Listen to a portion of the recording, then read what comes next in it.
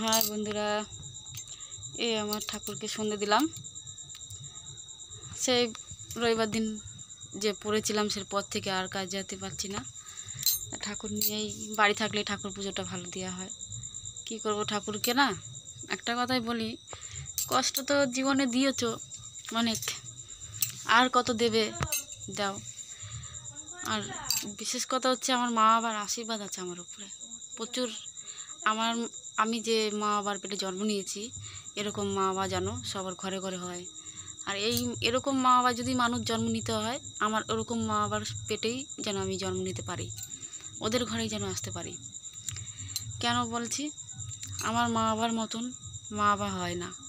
আমি জানি না তোমাদের মা বাবা কীরকম, তা আমার মা বাবা খুবই ভালো।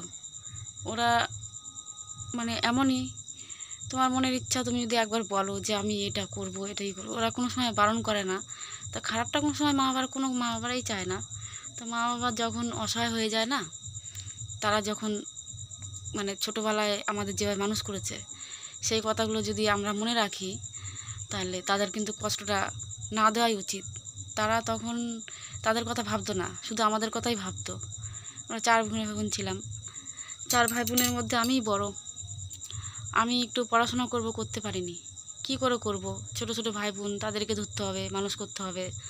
তাদেরকে পড়াশোনা করবে না আমাকে করাবে। তা আমার মা বাবা আমাকে পড়াশোনা করাতে পারেনি। আমার পড়াশোনা করার খুবই ইচ্ছে ছিল, কিন্তু করতে পারিনি।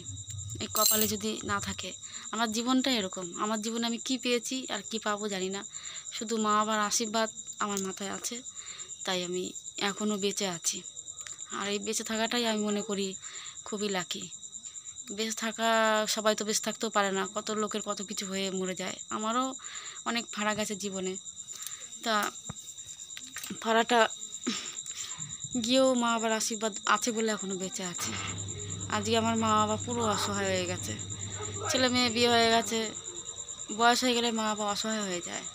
ঠাকুরকে বলছি, ঠাকুর তুমি আমার মা বাবাকে একটু ভালো রেখো, ওদের মনের কষ্টটা দূর করে দিও।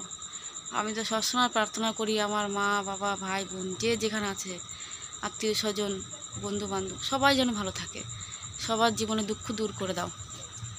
হর হর মহাদেব।